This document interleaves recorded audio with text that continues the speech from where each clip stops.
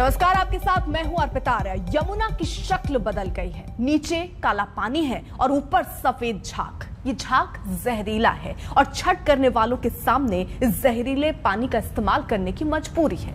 हालांकि पानी में घुले जहरीले केमिकल की वजह से दिल्ली जल बोर्ड ने कई इलाकों में पानी की सप्लाई रोक दी है।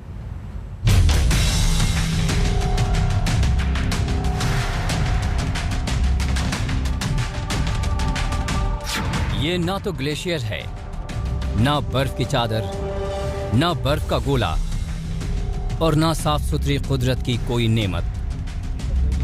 ये सफेद जहरीले झाग का समंदर है। इंसानों की पैदा की गई वो जहरीली मुसीबत है जिसने इस वक्त दिल्ली में यमुना को अपनी चपेट में ले रखा है। यमुना ऐसे वक्त में इस सफेद जहरीले झाग के शिकंजे में है जब देश की राजधानी में छठ करने वाले नदी का रुख कर रहे हैं। डीडीएमए ने कोरोना की वजह से घाटों पर छठ की इजाजत नहीं दी है, मगर नहाय खाए से पहले लोग यमुना में इस खतरनाक केमिकल वाले झाग से नहा रहे हैं। यही नहीं, छठ व्रत के लिए भी यहीं से पानी ले जा रहे हैं। हमारे लिए कुछ नहीं है सर, हमारे लिए पवित्र है। कोई प्रदूषण नहीं है हमारे लिए, ना कोई बीमारी है ना कुछ है। हमारे लिए पवित्र है। ये हमारे जो बीमारी अंदर होते हैं ना, वो भी ये दूर करते हैं। इसके लिए हम लोग इनको पवित्र मानते हैं। लगता नहीं कि पानी साफ होना चाहिए? नहीं, बिल्कुल साफ है, साफ होना चाहिए, लेकिन सरकार कोई उपाय नहीं करे तो हम लोग क्या कर सकते हैं सर? इसी में तो सब कुछ करना पड़ेगा हमें। पानी हो रही है इस पोल्यूटेड पानी से? क्या करें, परेशानी हो रहा है। कोई परेशानी नहीं है, गंगा माँ सब कुछ बेड़ा पार कर देंगे हमारे।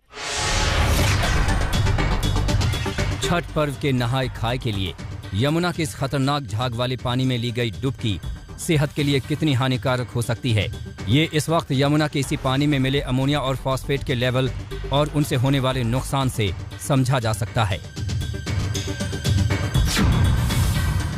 दिल्ली जल बोर्ड के मुताबिक इस वक्त यमुना के पानी में अमोनिया का स्तर 3 ppm यानी 3 पार्टिकल्स पर मिलियन है।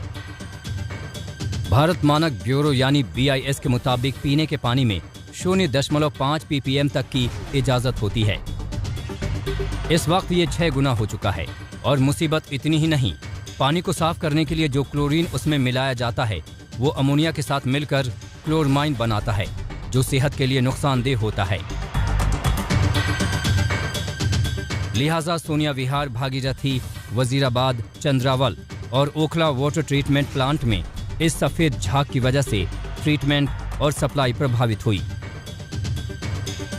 है कालिंदी कुंज के पास ओखला बैराज पर, जहां पर आपको मैं हमारे कैमरामैन शगुन को बोलूंगी थोड़ा कैमरा घुमाकर पैन करके दिखाएंगे कितना तो यहां पर पानी में झाग है और पानी जो इटसेल्फ है कितनी बुरी तरह से काला भी है, उसमें बदबू भी बेहद है और उसमें कूड़ा भी बहुत सारा है। तो ये साफ तौर पे दिख रहा है हमको कि पानी की सफाई को लेकर कुछ ढंग से काम नहीं हो पा रहा है। ये जो झाग है ये फॉस्फेट्स की वजह से आते हैं, जो कि डिटर्जेंट से, डाइंग फैक्ट्रीज से, टाई एंड डाई फैक्ट्रीज वगैरह से निकलते हैं। और ये अभी नया फिनोमेना नहीं है, ये आज क्योंकि ये पूजा हो रही है इसलिए हमें और ज्यादा स्टॉकली दिखाई दे रहा है। यमुना में ये सफेद झाग कई तरह के केमिकल की वजह से पैदा होता है। सेंट्रल पोल्यूशन कंट्रोल बोर्ड के मुताबिक रंगाई उद्योग धोबी घाटों और घरों में इस्तेमाल होने वाला डिटर्जेंट इसके लिए जिम्मेदार है। इनकी वजह से पानी में फॉस्फेट का स्तर बढ़ जाता है। वहीं दिल्ली जल बोर्ड के उपाध्यक्ष राघव चड्ढा की माने तो यमुना का ये हाल हरियाणा से छोड़े जाने वाले औद्योगिक कचरा की वजह से हुआ है। यमुना में ये सफेद झाग अक्सर दिवाली और छठ के दौरान देखने को मिलता है। दरअसल इस दौरान सरकारी दफ्तर बंद रहते हैं और यमुना में केमिकल या कचरा डालने वालों को मनमानी का मौका मिल जाता है और यही मनमानी यमुना के पानी को जहरीला बना देती है। अनिशा माथुर के साथ सुशांत मेहरा, दिल्ली आज तक। दिल्ली में छठ पर्व को लेकर सियासत लंबे समय से जारी थी। दिल्ली सरकार ने छठ मनाने की इजाजत तो दे दी, मगर यमुना किनारे छठ मनाने पर पाबंदी है। इसके बावजूद बीजेपी सांसद मनोज तिवारी और परवेश वर्मा यमुना किनारे पहुंच गए। दोनों ने केजरीवाल सरकार पर निशाना साधा तो दिल्ली सरकार के पर्यावरण मंत्री गोपाल राय ने दोनों पर पलटवार किया।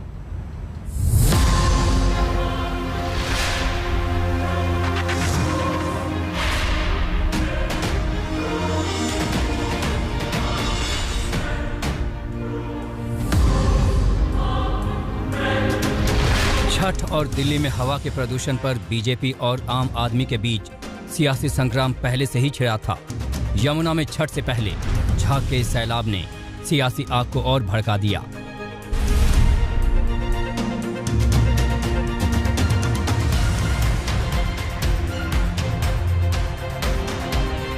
बीजेपी सांसद प्रवेश वर्मा दिल्ली में आईटीओ घाट पर पहुंचे और हाथ में फावड़ा उठाकर प्रतीकात्मक कुंड बनाने लगे। दूसरी तरफ बीजेपी के सांसद पूर्वांचल का जाना माना चेहरा और दिल्ली बीजेपी के पूर्व अध्यक्ष मनोज तिवारी कालिंदी कुंज पहुंचे और झाग के समंदर को देखकर सियासी आरोपों की झड़ी लगा दी। खड़ा होकर जो दुर्गंध आ रहा है वो खड़ा होने को भी आप संभव नहीं हो पा रहा है। और ये सब ये जो बार बार चल रहे अमोनिया, ये झाग और ये दिल्ली का पानी ऐसा होना चाहिए। इसलिए अब तो मैं सिर्फ एक ही बात कह सकता हूं, अरविंद केजरीवाल जरा यहां आओ और अपने वादे को दिल्ली को बताओ। कोरोना को लेकर डीडीएमए यानी दिल्ली डिजास्टर मैनेजमेंट अथॉरिटी ने घाटों पर छठ मनाने की इजाजत नहीं दी है। डीडीएमए एलजी के तहत काम करती है, लेकिन बीजेपी केजरीवाल सरकार को ही कोस रही है। उनका कहना है कि पहले तो केजरीवाल सरकार ने छठ को पूरी तरह प्रतिबंधित कर रखा था, अब वो लोगों को घाटों पर आने देना नहीं चाहती है। इस आरोप का जवाब दिल्ली के पर्यावरण मंत्री गोपाल राय ने दिया। आप देखिए दिल्ली का एक्यूआई 990 तक पहुंच रहा है। हवा मतलब जहरीली है, पानी जहरीला है। आस्था के चलते लोग यहाँ पे आकर खड़ा होने को मजबूर है।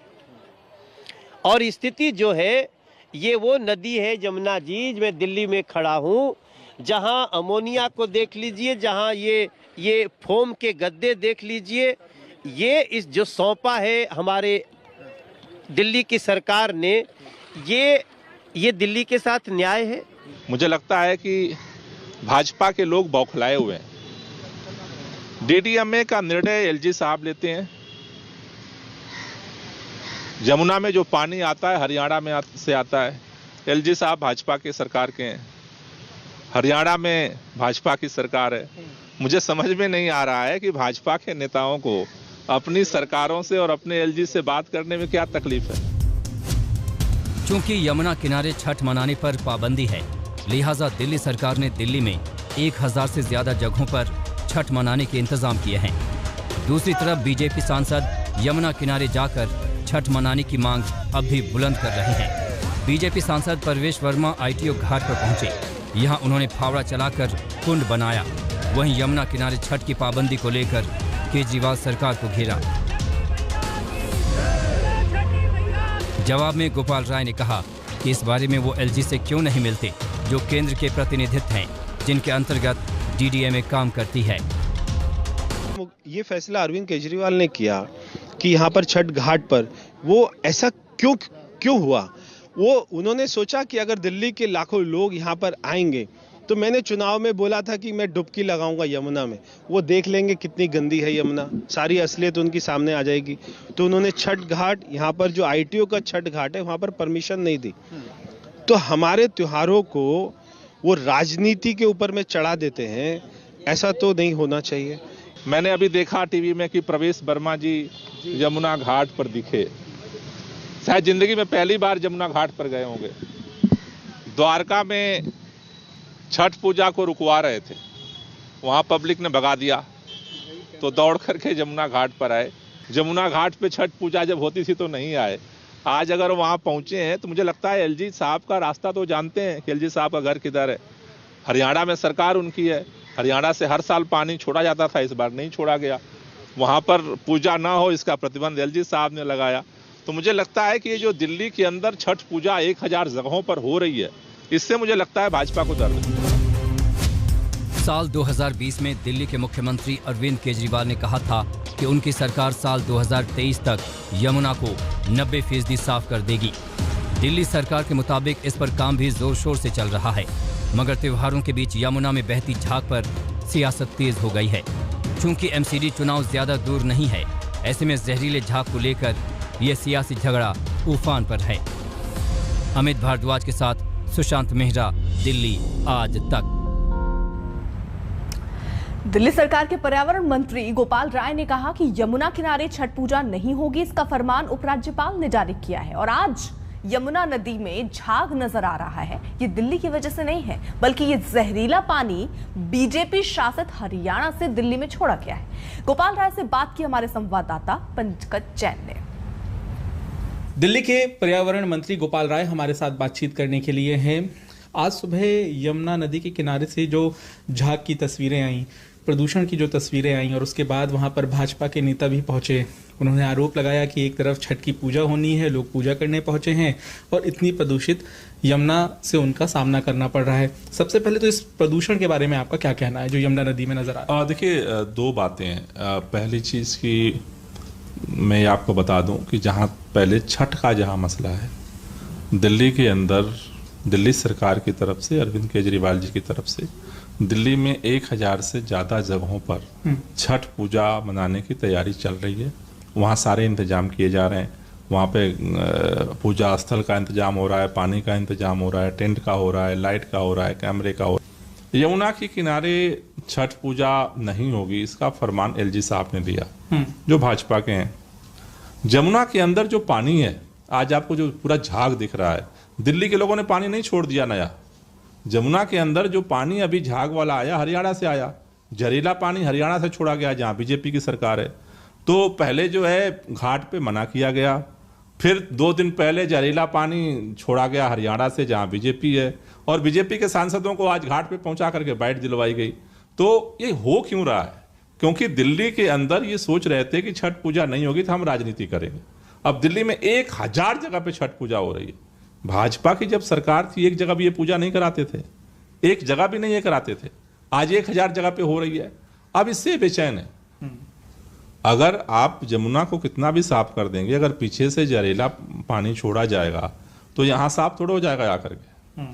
भाई, ये जो समस्या अभी जो दिख रही है वो तो जहरीले पानी की दिख रही है ना, झाग दिख रही है। झाग तो पीछे से जो पानी आ रहा है उसकी वजह से हुआ है। तो इसमें तो सारा भाजपा का रोल है। दिल्ली की दिक्कत सिर्फ यमुना नदी के प्रदूषण को लेकर नहीं है, बल्कि दम घोटू हवा भी दिल्ली वालों को परेशान कर रही है। दिल्ली के आसमान में आज भी जहरीले धुएं की मोटी चादर फैली नजर आई।